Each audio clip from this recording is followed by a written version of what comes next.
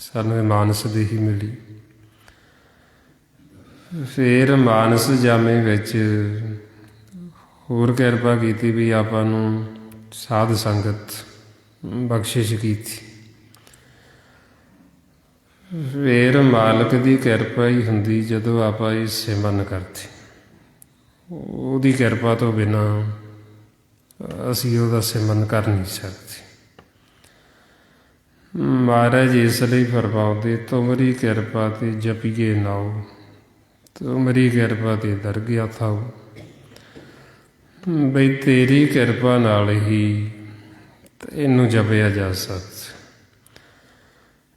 ਜਦੋਂ ਮਾਲਕ ਕਿਰਪਾ ਕਰਦੇ ਫੇਰ ਹੀ ਇਹ ਸਿਮਰਨ ਹੁੰਦਾ। ਉਹੀਓ ਕਰਦਾ ਜਿਹਨੂੰ ਆਪ ਕਰਾਉਂਦੇ। ਸੋ ਸਿਮਰੈ ਜਿਨ ਆਪ ਸਿਮਰਾਈ।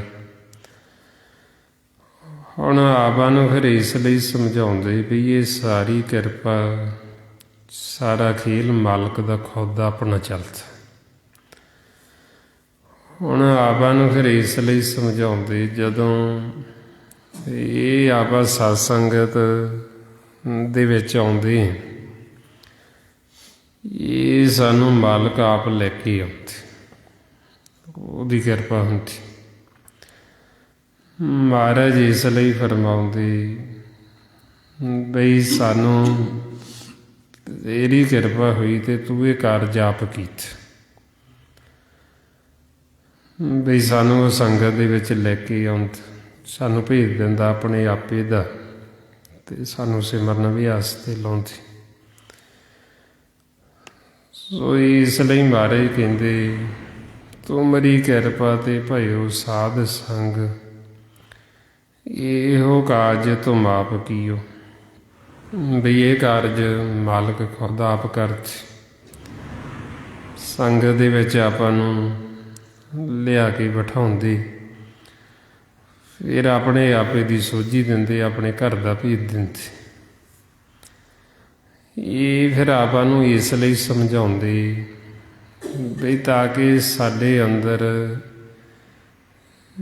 ਕਿਸੇ ਕਿਸਮ ਦੀ ਕੋਈ ਹਉਮੈ ਜਾਂ ਹੰਕਾਰ ਨਾ ਆਵੇ ਵੀ ਅਸੀਂ ਕਰਦੇ, ਬਈ ਅਸੀਂ ਬਹੁਤ ਸਿਮਰਨ ਕਰਦੇ ਹਾਂ ਜੀ, ਦੂਜੇ ਕਰਦੇ ਨਹੀਂ। ਅਸੀਂ ਸਤ ਸੰਗਤ ਕਰਦੇ ਹਾਂ, ਦੂਜੇ ਕਰਦੇ ਨਹੀਂ ਜੀ।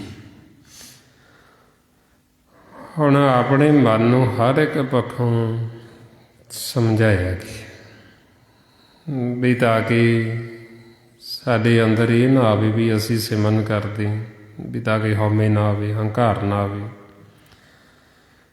ਫਿਰ ਆਪਾਂ ਨੂੰ ਸਮਝਾਉਂਦੇ ਵੀ ਤੁਸੀਂ ਨਹੀਂ ਕਰਦੇ, ਤੁਹਾਤੋਂ ਕਰਾਇਆ ਜਾ ਰਿਹਾ।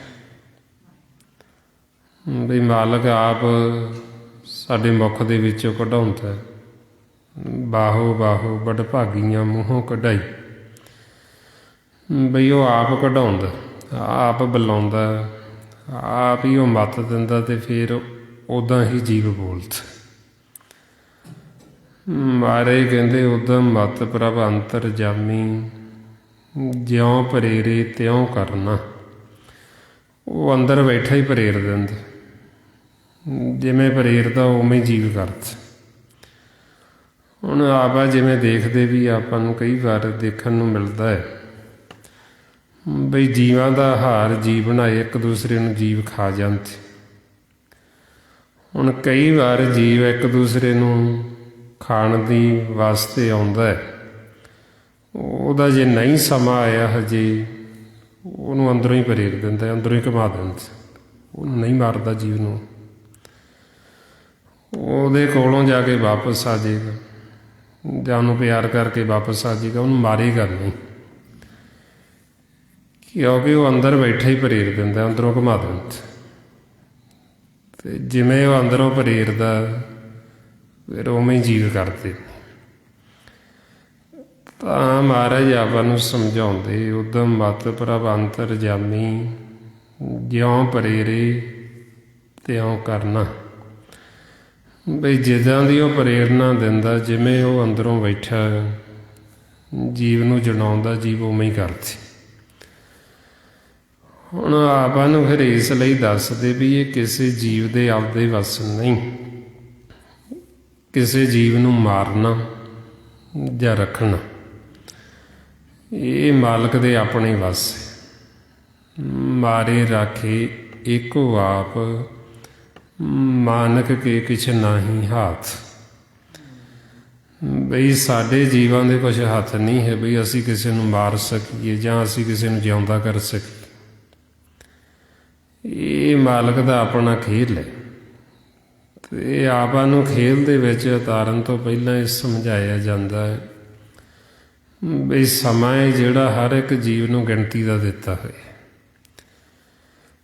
ਜਿੰਨੀ ਵੀ 84 ਲੱਖ ਜੂਨ ਨੇ ਸਾਰਿਆਂ ਨੂੰ ਜਿੰਨਾ ਜਿੰਨਾ ਸਮਾਂ ਜੀਵ ਨੂੰ ਦਿੱਤਾ ਉਹਨਾਂ ਸਮਾਂ ਉਹ ਆਕਾਰ ਦੇ ਵਿੱਚ ਰਹਿ ਸਕਦਾ।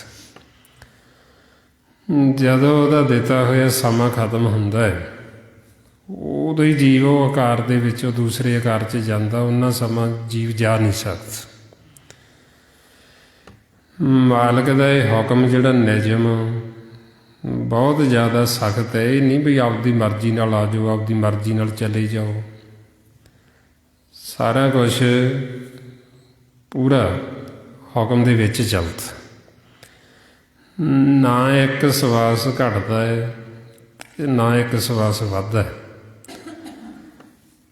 ਸਾਨੂੰ ਇਸ ਲਈ ਸਮਝਾਉਂਦੇ ਮਹਾਰਾਜ, ਗਣ ਘਾਲੇ ਸਭ ਦਿਵਸਾਸ, ਨਹਿ ਵੱਢਣ ਘਟਣ ਤਿਲ ਸਾਰ। ਵੀ ਇੱਕ ਤਿਲ ਮਾਤਰ ਵੀ ਇਹਨਾਂ ਦੇ ਵਿੱਚ ਇੱਧਰ ਉੱਧਰ ਨਹੀਂ ਹੋ ਸਕਦਾ। ਨਾ ਤਾਂ ਅਸੀਂ ਸਮੇਂ ਤੋਂ ਪਹਿਲਾਂ ਜਾ ਸਕਦੇ ਹਾਂ ਅਤੇ ਨਾ ਹੀ ਅਸੀਂ ਸਮੇਂ ਤੋਂ ਜ਼ਿਆਦਾ ਰਹਿ ਸਕਦੇ ਹਾਂ।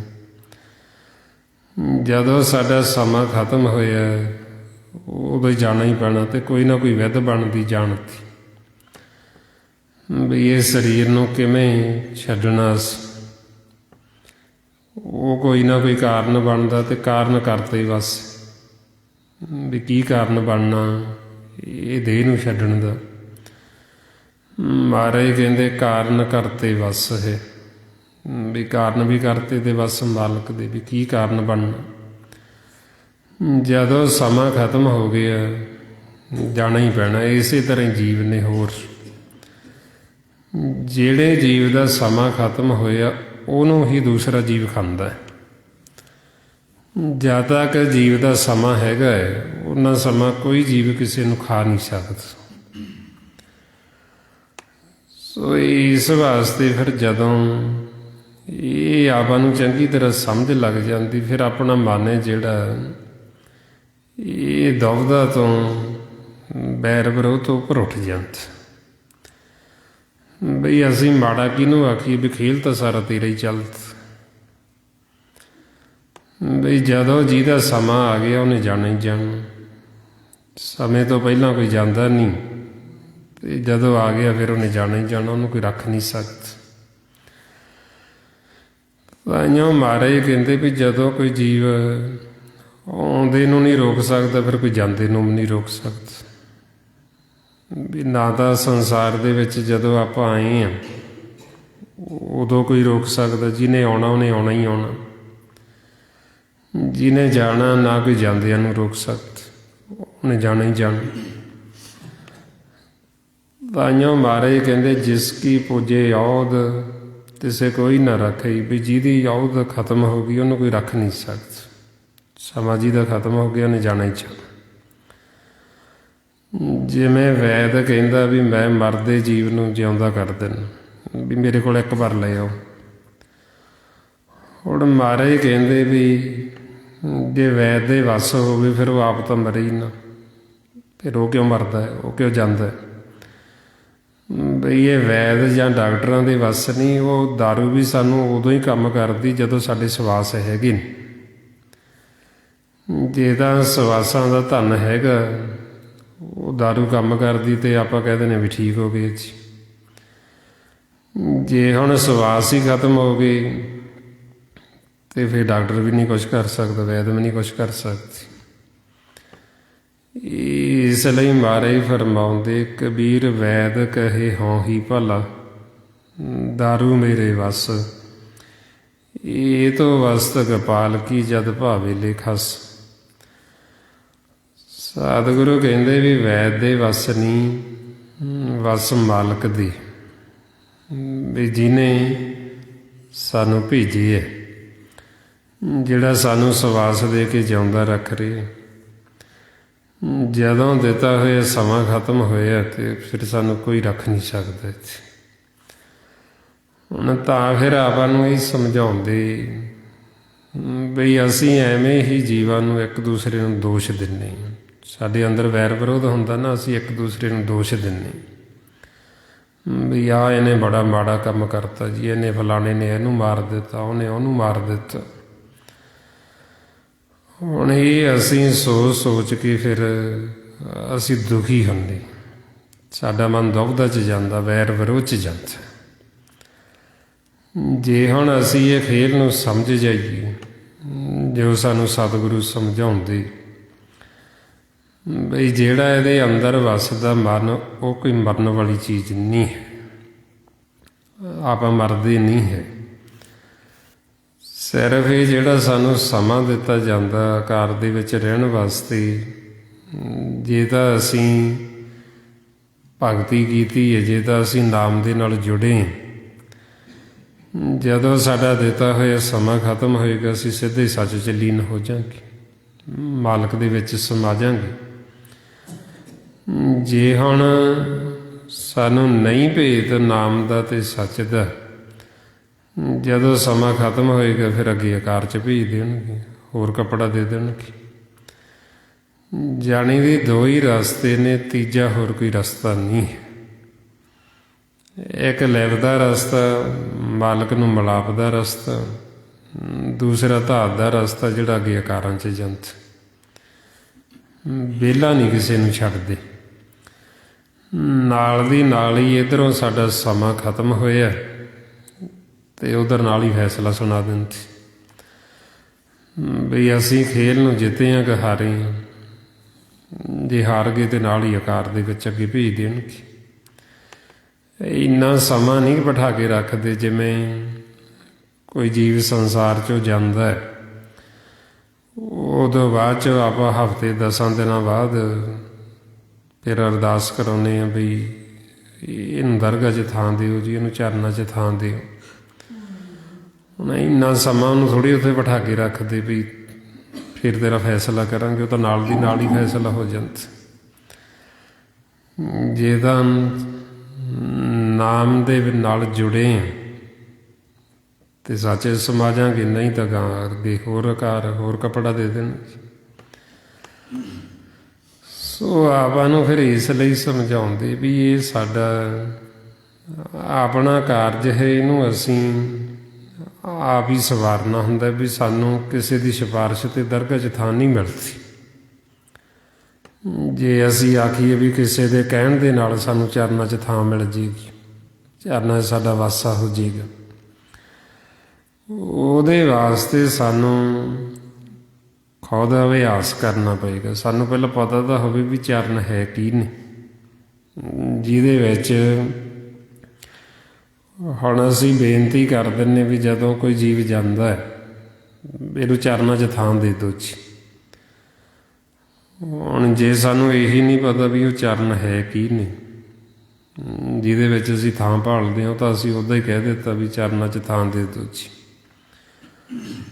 ਹੁਣ ਗੁਰਬਾਣੀ ਗੁਰੂ ਤੋਂ ਜੇ ਅਸੀਂ ਭੇਤ ਨਹੀਂ ਲਿਆ ਵੀ ਉਹ ਚਰਨ ਹੈ ਕੀ ਨੇ, ਕਿੱਥੇ ਨੇ ਚਰਨ, ਵੀ ਜਿਹੜੇ ਚਰਨਾਂ ਦੇ ਵਿੱਚ ਅਸੀਂ ਕਹਿੰਦੇ ਇਹਨੂੰ ਥਾਂ ਦੇਵੋ ਜੀ। ਜਿਹੜੇ ਜੀਵ ਨੇ ਹੁਣ ਜਿਉਂਦੇ ਜੀ ਤਾਂ ਚਰਨਾਂ ਦਾ ਭੇਤ ਨਹੀਂ ਲਿਆ, ਤੇ ਉਹਨੂੰ ਇਹ ਥੋੜ੍ਹੀ ਵੀ ਮਰਨ ਤੋਂ ਬਾਅਦ ਉਹਨੂੰ ਚਰਨਾਂ 'ਚ ਥਾਂ ਮਿਲ ਜੇਗੀ, ਉਹ ਚਰਨਾਂ 'ਚ ਸਮਾ ਜੇਗਾ, ਲੀਨ ਹੋ ਜੇਗਾ। ਉਹਦੇ ਵਾਸਤੇ ਸਾਨੂੰ ਮਿਹਨਤ ਕਰਨੀ ਪੈਂਦੀ, ਸਾਨੂੰ ਅਭਿਆਸ ਕਰਨਾ ਪੈਂਦਾ। ਭਾਈਆਂ ਮਹਾਰਾਜ ਸੱਚੇ ਪਾਤਸ਼ਾਹ ਆਪਾਂ ਨੂੰ ਸਮਝਾਉਂਦੇ ਬਈ ਕਿਸੇ ਦੀ ਸਿਫਾਰਿਸ਼ ਦੇ ਨਾਲ ਜਾਂ ਕਿਸੇ ਦੇ ਕਹਿਣ ਦੇ ਨਾਲ ਸਾਨੂੰ ਥਾਂ ਨਹੀਂ ਮਿਲਦੀ। ਉਹਦੇ ਵਾਸਤੇ ਸਾਨੂੰ ਜਿਉਂਦੇ ਜੀ ਮਿਹਨਤ ਕਰਨੀ ਪੈਣੀ, ਸਾਨੂੰ ਅਭਿਆਸ ਕਰਨਾ ਪੈਣਾ। ਜੇ ਅਸੀਂ ਖੁਦ ਅਭਿਆਸ ਕਰਾਂਗੇ ਤੇ ਸਾਨੂੰ ਭੇਤ ਆਏਗਾ ਵੀ ਉਹ ਚਰਨ ਸਾਡੇ ਅੰਦਰ ਕਿੱਥੇ ਨੇ ਪਰਮਾਤਮਾ ਦੀ। ਫਿਰ ਅਸੀਂ ਉਹਨਾਂ ਚਰਨਾਂ ਦੇ ਨਾਲ ਜੁੜਾਂਗੇ ਜਦੋਂ ਅਸੀਂ ਉਹ ਸ਼ਬਦ ਨੂੰ, ਨਾਮ ਨੂੰ, ਪਰਮਾਤਮਾ ਦੀ ਜੋ ਮੁੱਖ ਦੀ ਆਵਾਜ਼ ਹੈ ਉਹਨੂੰ ਹੀ ਚਰਨ ਆਖਿਆ ਪਰਮਾਤਮਾ ਦੀ। ਹੁਣ ਜਦੋਂ ਉਹ ਚਰਨ ਸਾਡੇ ਅੰਦਰ ਪ੍ਰਗਟ ਹੋ ਗਿਆ ਨਾਮ, ਅਸੀਂ ਉਹਨੂੰ ਸੁਣਨਾ ਸ਼ੁਰੂ ਕਰ ਦਿੱਤਾ ਅਤੇ ਆਪਾਂ ਜਿਉਂਦੇ ਜੀ ਚਰਨਾਂ ਦੇ ਨਾਲ ਜੁੜ ਕੇ। ਫਿਰ ਜਦੋਂ ਅਸੀਂ ਉਹ ਚਰਨਾਂ ਦੇ ਨਾਲ ਜੁੜਾਂਗੇ ਅਤੇ ਅਸੀਂ ਸੇਵਾ ਕਰਾਂਗੇ ਸੁਣ ਕੇ, ਅਤੇ ਸਾਨੂੰ ਮਾਲਕ ਦੇ ਚਰਨਾਂ ਦੇ ਵਿੱਚ ਥਾਂ ਮਿਲ ਜੇਗੀ। ਨਾਮ 'ਚ ਅਸੀਂ ਸਮਾ ਜਾਵਾਂਗੇ ਅਤੇ ਸਾਡਾ ਜਨਮ ਮਰਨ ਹੈ ਜਿਹੜਾ ਉਹ ਖੰਡਨ ਹੋ ਜਾਏਗਾ। ਜੋ ਮਹਾਰਾਜ ਆਪਾਂ ਨੂੰ ਰੋਜ਼ ਫਰਮਾਉਂਦੇ, ਹਰ ਜਨ ਹਰ ਹਰ ਨਾਮ ਸਮਾਣੇ, ਦੁੱਖ ਜਨਮ ਮਰਨ ਭਵ ਖੰਡਾ ਹੀ। ਬਈ ਜਿਹੜਾ ਸਾਨੂੰ ਦੁੱਖ ਲੱਗਿਆ ਸੀ ਜਨਮ ਮਰਨ ਦਾ, ਜਿਹੜਾ ਵਾਰ-ਵਾਰ ਅਸੀਂ ਜੂਨਾ ਚਾਹ ਰਹੇ, ਜਦੋਂ ਮਾਲਕ ਦੇ ਚਰਨਾਂ ਨਾਲ ਜੁੜ ਗਏ ਅਤੇ ਉਹ ਜਿਹੜਾ ਦੁੱਖ ਸੀ ਉਹ ਦੁੱਖ ਕੱਟਿਆ ਗਿਆ। ਆਪ ਸਦਾ ਵਾਸਤੇ ਅਬਨਾਸੀ ਹੋ ਜਾਂਦੇ, ਬਈ ਅਸੀਂ ਸਦਾ ਲਈ ਅਮਰ ਹੋ ਜਾਂਦੇ। ਫਿਰ ਅਸੀਂ ਹੋਰ ਆਕਾਰ 'ਚ ਨਹੀਂ ਜਾਵਾਂਗੇ।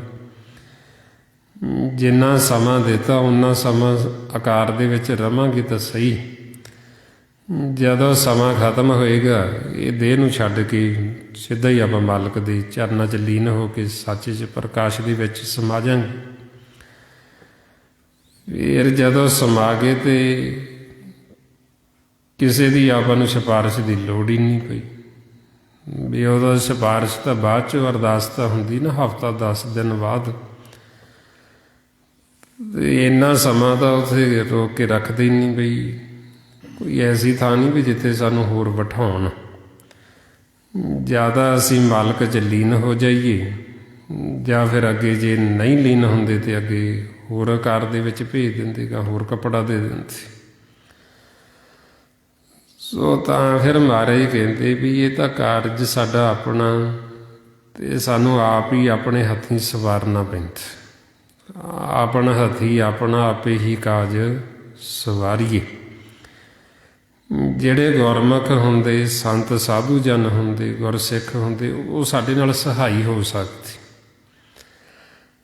ਬਈ ਉਹਨਾਂ ਨੇ ਸਾਨੂੰ ਗਿਆਨ ਦੇਣਾ ਹੁੰਦਾ, ਉਹਨਾਂ ਨੇ ਸਾਨੂੰ ਸੋਝੀ ਦੇਣੀ ਹੁੰਦੀ, ਉਹਨਾਂ ਨੇ ਸਾਡੇ ਭਰਮ ਸ਼ੰਕੇ ਦੂਰ ਕਰਨੇ ਹੁੰਦੇ। ਜਿੱਥੋਂ ਸਾਨੂੰ ਨਹੀਂ ਪਤਾ ਲੱਗਦਾ ਅਸੀਂ ਉਹਨਾਂ ਤੋਂ ਪੁੱਛ ਸਕਦੇ ਹਾਂ ਵੀ ਸਾਨੂੰ ਆਹ ਚੀਜ਼ ਦਾ ਗਿਆਨ ਨਹੀਂ, ਸੋਝੀ ਨਹੀਂ, ਸਾਨੂੰ ਭੇਤ ਦੇ ਦਿਓ, ਸਾਨੂੰ ਦੱਸ ਦਿਓ। ਉਹਨਾਂ ਨੇ ਸਾਨੂੰ ਦੱਸੀ ਜਾਣਾ, ਪਰ ਮੰਨਣਾ ਸਾਨੂੰ ਆਪ ਪੈਂਦਾ, ਕਰਨਾ ਸਾਨੂੰ ਆਪ ਪੈਂਦਾ। ਜੇ ਹੁਣ ਆਪਾਂ ਕਿਸੇ ਦੀ ਸਿਫਾਰਿਸ਼ ਵੀ ਕਰਦੇ ਹਾਂ ਮਾਲਕ ਨੂੰ ਵੀ ਵਾਹਿਗੁਰੂ ਇਹਨੂੰ ਆਪਦੇ ਚਰਨਾਂ 'ਚ ਥਾਂ ਦੇ ਦਿਓ ਜੀ, ਇਹਨੂੰ ਦਰਗਾਹ 'ਚ ਥਾਂ ਦੇ ਦਿਓ ਜੀ। ਮਹਾਰਾਜ ਕਹਿੰਦੇ ਵੀ ਇਹ ਆਪ ਤਾਂ ਦਰਗਾਹ 'ਚ ਰਹਿਣਾ ਨਹੀਂ ਚਾਹੁੰਦਾ, ਤੁਸੀਂ ਕਹਿੰਦੇ ਹੋ ਵੀ ਇਹਨੂੰ ਦਰਗਾਹ 'ਚ ਥਾਂ ਦਿਓ। ਇਹ ਆਪ ਤਾਂ ਚਰਨਾਂ ਦੇ ਨਾਲ ਜੁੜਨਾ ਨਹੀਂ ਚਾਹੁੰਦਾ, ਤੁਸੀਂ ਕਹਿੰਦੇ ਉਹਨੂੰ ਚਰਨਾਂ 'ਚ ਥਾਂ ਦੇ ਦਿਓ। ਉਹਦੇ ਵਾਸਤੇ ਅਸੀਂ ਖੁਦ ਵੀ ਤਾਂ ਪਹਿਲਾਂ ਰਾਜੀ ਹੋਣਾ ਚਾਹੀਦੇ ਹਾਂ ਨਾ, ਵੀ ਅਸੀਂ ਦਰਗਾਹ 'ਚ ਰਹਿਣਾ ਚਾਹੁੰਦੇ ਹਾਂ ਜੀ, ਜਾਂ ਮਾਲਕਾ ਸਾਨੂੰ ਤੇਰੇ ਚਰਨਾਂ 'ਚ ਥਾਂ ਚਾਹੀਦੀ ਹੈ। ਜਦ ਤੱਕ ਅਸੀਂ ਖੁਦ ਰਾਜੀ ਨਹੀਂ, ਉਹਨਾਂ ਸਮਾਂ ਸਾਨੂੰ ਥਾਂ ਨਹੀਂ ਮਿਲ ਸਕਦੀ, ਕਿਉਂਕਿ ਅਸੀਂ ਖੁਦ ਨਹੀਂ ਰਹਿਣਾ ਚਾਹੁੰਦੇ ਉੱਥੇ। ਅਸੀਂ ਫਿਰ ਵਾਪਸ ਮੁੜ ਆਉਂਦੇ ਹਾਂ। ਸਾਡਾ ਜਿਹੜਾ ਧਿਆਨ ਇੱਧਰ ਮਾਇਆ ਦੇ ਨਾਲ ਇੰਨਾ ਪੈ ਚੁੱਕਿਆ, ਇਸ ਲੋਕ ਦੇ ਨਾਲ ਅਸੀਂ ਇਹਨੂੰ ਛੱਡਣਾ ਨਹੀਂ ਚਾਹੁੰਦੇ। ਹੁਣ ਇਹ ਜਿਹੜਾ ਸਰੀਰ ਹੈ ਇਹਨੂੰ ਮਾਇਆ ਕਹਿੰਦੇ, ਇਹਦੇ ਨਾਲ ਅਸੀਂ ਮਾਇਆ ਦੇ ਇੰਨਾ ਪਿਆਰ ਪਾ ਲਿਆ ਵੀ ਇਹਨੂੰ ਅਸੀਂ ਛੱਡਣਾ ਨਹੀਂ ਚਾਹੁੰਦੇ। ਅਸੀਂ ਵਾਰ-ਵਾਰ ਇਹਦੇ ਵਿੱਚ ਹੀ ਧਿਆਨ ਰੱਖਦੇ ਹਾਂ, ਫਿਰ ਅਸੀਂ ਵਾਪਸ ਵਾਰ-ਵਾਰ ਇਹਦੇ ਵਿੱਚ ਹੀ ਆਉਂਦੇ। ਹੁਣ ਇਹਨੂੰ ਤਾਂ ਅਸੀਂ ਆਪਦਾ ਸਮਝਿਆ ਹੀ ਸਰੀਰ ਨੂੰ, ਫਿਰ ਅਸੀਂ ਦੂਸਰਿਆਂ 'ਤੇ ਵੀ ਹੱਕ ਜਤਾਉਂਦੇ ਹਾਂ, ਫਿਰ ਅਸੀਂ ਉਹਨਾਂ ਨੂੰ ਵੀ ਆਪਦਾ ਸਮਝਦੇ ਵੀ ਉਹ ਵੀ ਸਾਡੇ ਨੇ। ਮਹਾਰਾਜ ਸੱਚੇ ਪਾਤਸ਼ਾਹ ਫਿਰ ਸਾਨੂੰ ਸਮਝਾਉਂਦੇ ਵੀ ਇਹ ਜਿਹੜਾ ਸਰੀਰ ਹੈ ਨਾਸਵਾਨ, ਜ਼ਿਆਦਾ ਜਿਹੜਾ ਉਹਦੇ ਅੰਦਰ ਵੱਸਦਾ ਉਹਦੇ ਨਾਲ ਪਿਆਰ ਕਰ। ਜਿਹੜਾ ਹੁਣ ਇਹਦੇ ਅੰਦਰ ਵੱਸਦਾ ਉਹਦਾ ਸਾਨੂੰ ਭੇਤ ਨਹੀਂ ਵੀ ਇਹਦੇ ਵਿੱਚ ਕੌਣ ਬੋਲਦਾ, ਕੌਣ ਸੁਣਦਾ, ਕੌਣ ਦੇਖਦਾ, ਇਹਦੇ ਵਿੱਚ ਉਹਦੀ ਸਾਨੂੰ ਸੋਝੀ ਨਹੀਂ, ਉਹਦਾ ਸਾਨੂੰ ਭੇਤ ਨਹੀਂ। ਜੇ ਅਸੀਂ ਸਿਰਫ ਬਾਹਰੀ ਸਰੀਰ ਤੱਕ ਹੀ ਸੀਮਤ ਹਾਂ, ਫਿਰ ਇਹਨੂੰ ਕਹਿੰਦੇ ਵੀ ਇਹ ਮਾਇਆ ਦੇ ਨਾਲ ਜੁੜੇ ਹੋਏ ਨੇ, ਵੀ ਇਹ ਸਰੀਰ ਮਾਇਆ, ਇਹੋ ਸਰੀਰ ਸਭ ਮੂਲ ਹੈ ਮਾਇਆ, ਦੂਜੇ ਭਾਏ ਭਰਮ ਭੁਲਾਇਆ, ਵੀ ਇਹ ਸਰੀਰ ਮਾਇਆ। ਹੁਣ ਆਪਾਂ ਨੂੰ ਕਹਿੰਦੇ ਜਿਹੜਾ ਇਹਦੇ ਅੰਦਰ ਵੱਸਦਾ ਉਹਦੀ ਪਹਿਚਾਣ ਕਰੋ ਵੀ ਉਹ ਕੌਣ ਹੈ। ਵੀ ਇਹ ਸਰੀਰ ਨੂੰ ਮਿਥਿਆ ਸਮਝੋ, ਮਿਥਿਆ ਹੁੰਦਾ ਵੀ ਨਾਸਵਾਨ ਸਮਝੋ, ਵੀ ਇਹ ਸਦਾ ਨਹੀਂ ਰਹਿਣਾ। ਮਹਾਰਾਜ ਫਰਮਾਉਂਦੇ ਸਾਧੋ ਇਹ ਤਨ ਮਿਥਿਆ ਜਾਨੋ, ਜਾ ਭੀਤਰ ਜੋ ਰਾਮ ਵਸਤ ਹੈ ਸੱਚ ਹੋ ਤਾਹੇ ਪਹਿਚਾਨੋ। ਵੀ ਇਹਦੇ ਭੀਤਰ, ਇਹਦੇ ਅੰਦਰ ਜਿਹੜਾ ਰਾਮ ਵਸਦਾ, ਮਾਲਕ ਵਸਦਾ, ਉਹਦੀ ਪਹਿਚਾਣ ਕਰ। ਜਦੋਂ ਹੁਣ ਅਸੀਂ ਆਪਦੇ ਅੰਦਰੋਂ ਰਾਮ ਦੀ ਪਹਿਚਾਣ ਕਰ ਲਾਂਗੇ, ਵਾਹਿਗੁਰੂ ਦੀ, ਫਿਰ ਅਸੀਂ ਸਾਰਿਆਂ ਦੇ ਵਿੱਚ ਹੀ ਕਰ ਲਾਂਗੇ। ਜਦੋਂ ਅਸੀਂ ਆਪਦੇ ਅੰਦਰ ਦੇਖ ਲਾਂਗੇ, ਫਿਰ ਸਾਨੂੰ ਸਾਰਿਆਂ 'ਚ ਹੀ ਦਿਸੇਗਾ ਉਹੀਓ। ਜਿਹੜੀ ਜੋਤ ਸਾਡੇ ਅੰਦਰ ਜਗਦੀ ਹੈ, ਬ੍ਰਹਮ ਜੋਤ, ਤੇ ਫਿਰ ਆਪਾਂ ਦੂਸਰਿਆਂ 'ਚ ਦੇਖਾਂਗੇ ਵੀ ਇਹ ਸਾਰਿਆਂ ਦੇ ਅੰਦਰ ਹੀ ਜਗਦੀ। ਜਿਹਨੂੰ ਮਾਰੇ ਫਰਮਾਉਂਦੇ ਸਾਹਮਣੇ ਜੋਤ ਜੋਤ ਹੈ ਸੋਈ, ਤਿਸ ਦੇ ਚਾਨਣ ਸਾਹਮਣੇ ਚਾਨਣ ਹੋਏ, ਗੁਰਸਾਖੀ ਜੋਤ ਪ੍ਰਗਟ ਹੋਈ। ਬਈ ਫੇਰ ਆਪਾਂ ਨੂੰ ਭੇਦ ਖੁੱਲ੍ਹਦਾ ਵੀ ਜਿਹੜੀ ਜੋਤ ਮੇਰੇ ਅੰਦਰ ਜਗਦੀ ਹੈ, ਵੀ ਉਹੀਓ ਸਾਰਿਆਂ ਦੇ ਅੰਦਰ ਜਗਦੀ ਹੈ। ਆਪਾਂ ਜਿੰਨੀ ਵੀ 84 ਲੱਖ ਜੂਨ ਨੇ, ਦਰਖਤ ਖੜਾ ਹੈ, ਆਪਾਂ ਦਰਖਤ 'ਚ ਦੇਖਾਂਗੇ ਉਹਦੇ ਵਿੱਚ ਵੀ ਉਹੀਓ ਜੋਤ। ਆਪਾਂ ਹੋਰ ਜੀਵਾਂ ਨੂੰ ਦੇਖਾਂਗੇ, ਪਸ਼ੂ ਪੰਛੀ, ਉਹਨਾਂ ਦੇ ਵਿੱਚ ਵੀ ਉਹੀਓ ਜੋਤ, ਸਾਰਿਆਂ ਦੇ ਵਿੱਚ ਉਹੀਓ ਜੋਤ।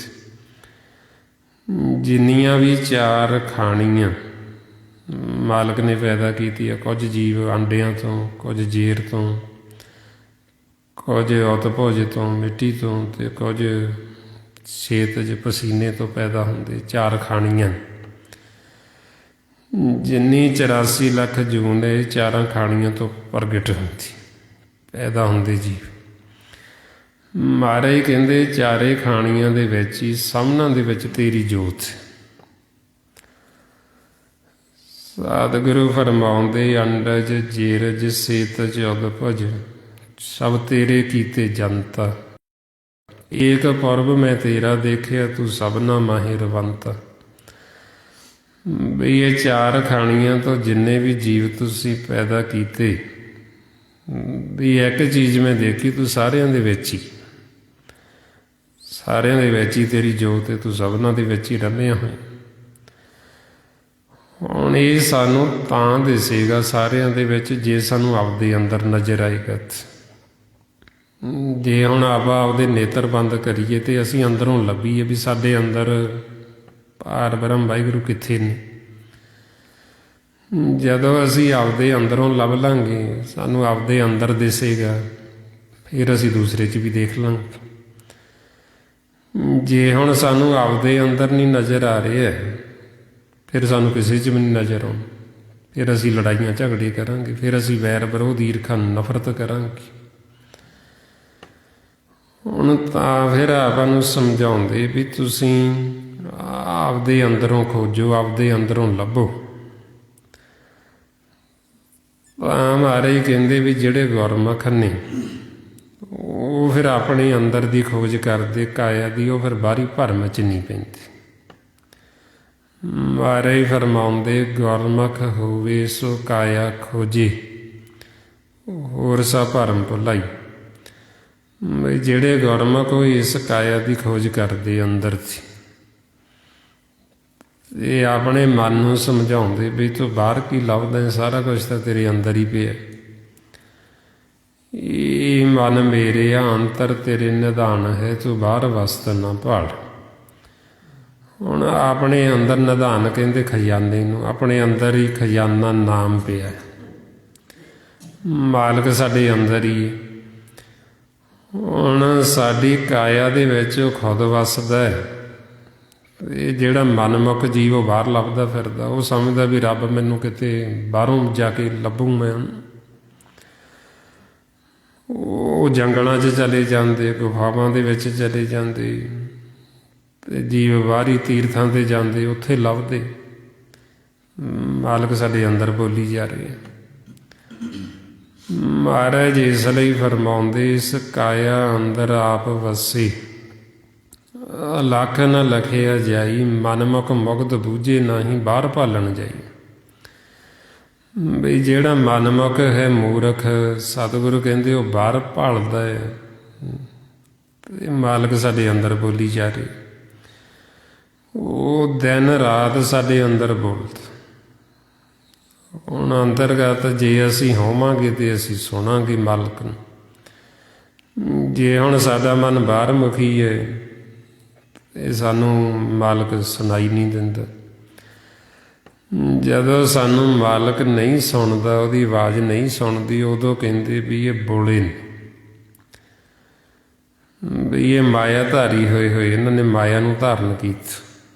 ਵੀ ਇੰਨੇ ਮਾਇਆ ਧਾਰੀ ਹੋ ਗਏ ਨੇ, ਅੰਨੇ ਹੋ ਗਏ ਨੇ ਤੇ ਬੋਲੇ ਹੋ ਗਏ ਨੇ। ਇਸ ਕਰਕੇ ਕਹਿੰਦੇ ਵੀ ਨੇਤਰ ਹੁੰਦੇ ਹੋਏ ਵੀ ਇਹ ਮਾਲਕ ਨੂੰ ਦੇਖਦੇ ਹੀ ਨਹੀਂ। ਨਾ ਤਾਂ ਇਹਨਾਂ ਨੂੰ ਪਰਮਾਤਮਾ ਅੰਦਰ ਦਿਸਦਾ, ਨਾ ਇਹਨਾਂ ਨੂੰ ਬਾਹਰ ਦਿੰਦਾ।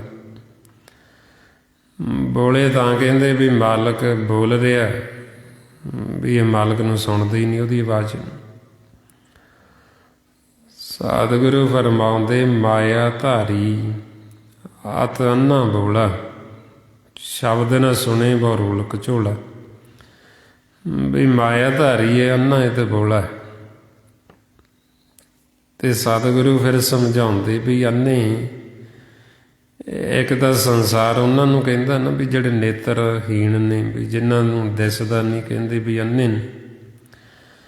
ਹੁਣ ਗੁਰਬਾਣੀ ਗੁਰੂ ਵਿੱਚ ਮਾਰੇ ਕਹਿੰਦੇ ਵੀ ਅੰਨੇ ਉਹ ਨਹੀਂ ਵੀ ਜਿਹਨਾਂ ਦੇ ਨੇਤਰ ਨਹੀਂ ਹੈ। ਅਸਲ ਅੰਨੇ ਉਹ ਨੇ ਜਿਹੜੇ ਪਰਮਾਤਮਾ ਤੋਂ ਬੇਮੁਖ ਹੋਏ ਹੋਏ ਨੇ, ਜਿਹੜੇ ਪਰਮਾਤਮਾ ਦੇ ਸਨਮੁਖ ਨਹੀਂ, ਜਿਹੜੇ ਮਾਲਕ ਨੂੰ ਦੇਖਦੇ ਹੀ ਨਹੀਂ।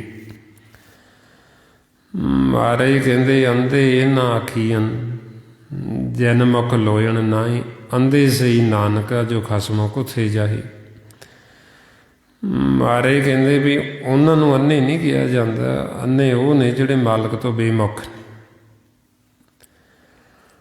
ਸੋ ਇਸੇ ਤਰ੍ਹਾਂ ਹੀ ਫਿਰ ਜਿਹੜੇ ਮਾਲਕ ਨੂੰ ਨਹੀਂ ਸੁਣਦੇ ਆਵਾਜ਼ ਨੂੰ, ਨਾਮ ਨੂੰ, ਉਹਨਾਂ ਨੂੰ ਬੋਲੇ ਕਿਹਾ ਜਾਂਦਾ। ਵੀ ਇਹ ਅੰਨੇ ਵੀ ਨੇ ਤੇ ਬੋਲੇ ਵੀ ਨੇ।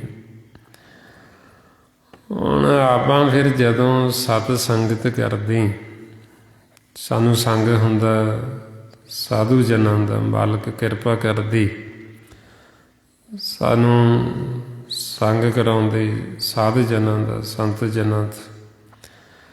ਫਿਰ ਉਹ ਸਾਨੂੰ ਭੇਦ ਦਿੰਦੇ, ਸੋਝੀ ਦਿੰਦੇ, ਉਹ ਸਾਨੂੰ ਗਿਆਨ ਦਿੰਦੇ, ਸਾਨੂੰ ਉਪਦੇਸ਼ ਦਿੰਦੇ। ਜਦੋਂ ਅਸੀਂ ਉਹ ਉਪਦੇਸ਼ ਨੂੰ ਧਿਆਨ ਨਾਲ ਸੁਣਦੇ,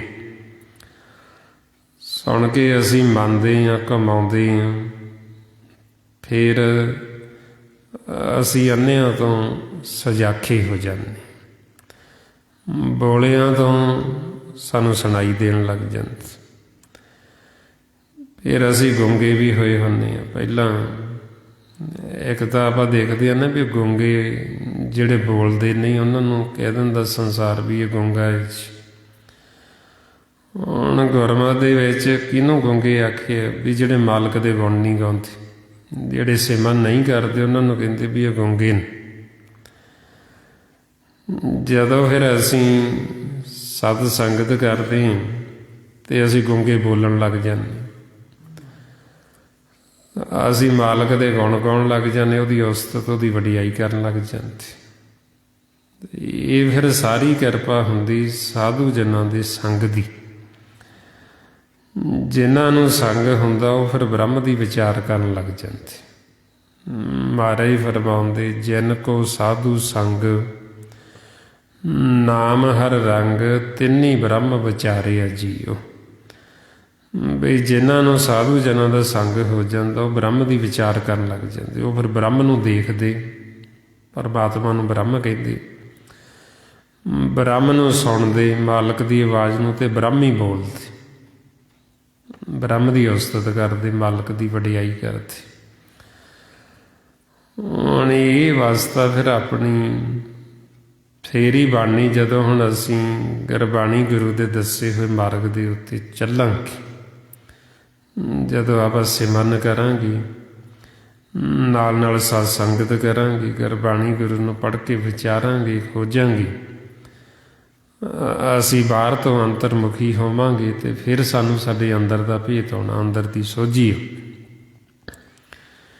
ਉਹਦੇ ਵਾਸਤੇ ਫਿਰ ਇਹ ਸਤ ਸੰਗਤ ਸਤਿਗੁਰ ਦਾ ਸਕੂਲ ਹੈ ਵੀ ਸਤਿਗੁਰਾਂ ਦੇ ਸਕੂਲ ਵਿੱਚ ਸਾਨੂੰ ਸਾਰਾ ਇਹ ਸਾਡੇ ਅੰਦਰ ਦਾ ਭੇਤ ਦਿੱਤਾ ਜਾਣਾ।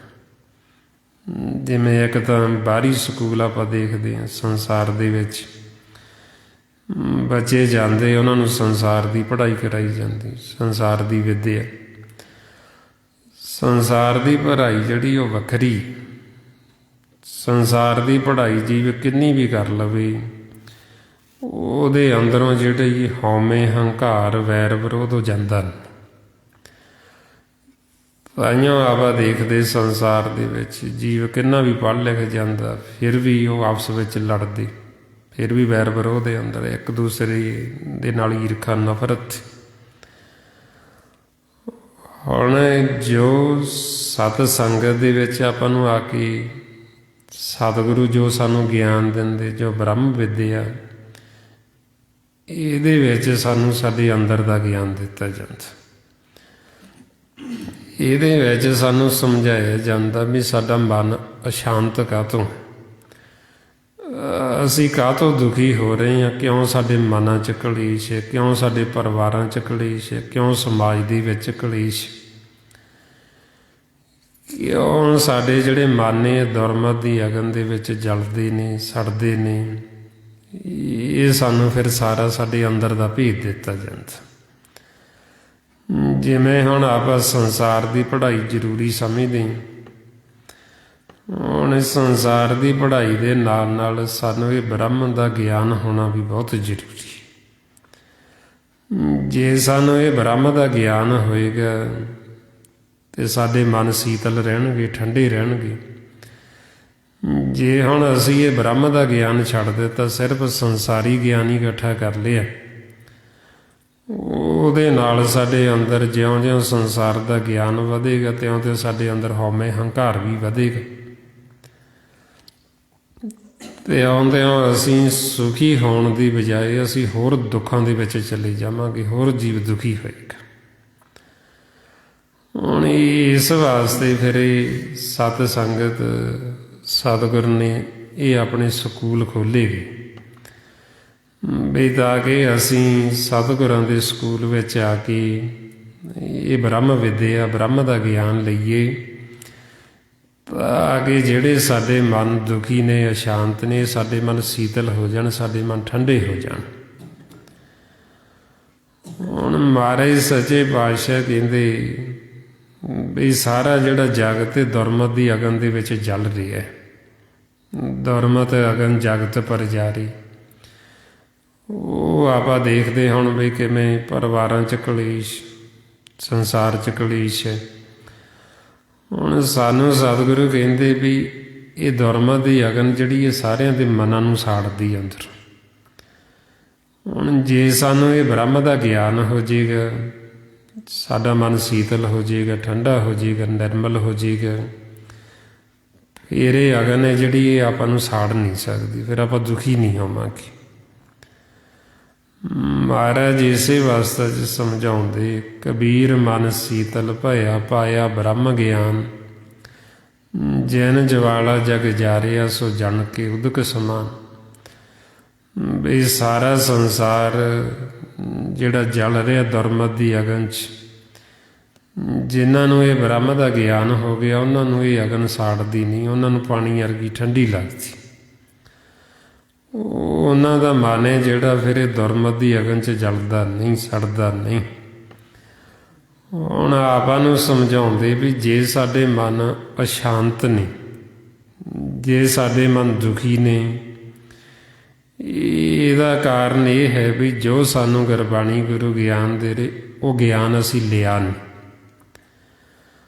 ਹੁਣ ਉਹ ਗਿਆਨ ਲੈਣ ਵਾਸਤੇ ਫਿਰ ਇਹ ਸਤ ਸੰਗਤ ਹੈ। ਜੇ ਸਾਨੂੰ ਨਹੀਂ ਗਿਆਨ ਤੇ ਉਹਦੇ ਵਾਸਤੇ ਸਾਨੂੰ ਸਕੂਲ ਵਿੱਚ ਆਉਣਾ ਪੈਣਾ, ਸਤਿਗੁਰਾਂ ਦੀ। ਜਦੋਂ ਅਸੀਂ ਸਤਿਗੁਰਾਂ ਦੇ ਸਕੂਲ ਵਿੱਚ ਆਵਾਂਗੇ ਤੇ ਸਾਨੂੰ ਗਿਆਨ ਹੋ ਜਾਏਗਾ। ਜਦੋਂ ਗਿਆਨ ਹੋ ਜਾਏਗਾ ਤੇ ਸਾਡਾ ਮਨ ਸੀਤਲ ਹੋ ਜਾਏਗਾ, ਠੰਡਾ ਹੋ ਜਾਏਗਾ। ਸੋ ਇਸ ਵਾਸਤੇ ਜੋ ਗੁਰਬਾਣੀ ਗੁਰੂ ਸਾਨੂੰ ਸਮਝਾਉਂਦੇ, ਇਹ ਕੋਈ ਮਾਮੂਲੀ ਗਿਆਨ ਨਹੀਂ ਹੈ। ਇਹ ਗਿਆਨ ਜੇ ਸਾਨੂੰ ਹੋ ਜਾਏਗਾ ਨਾ ਤੇ ਸਾਡਾ ਜੀਵਨ ਸਫਲ ਹੋ ਜਾਣਾ। ਇਹ ਗਿਆਨ ਹੋਣ ਦੇ ਨਾਲ ਅਸੀਂ ਸਦਾ ਲਈ ਜੀਵਨ ਮੁਕਤ ਹੋ ਜਾਣਾ, ਸਦਾ ਲਈ ਅਸੀਂ ਅਮਰ ਹੋ ਜਾਣਾ।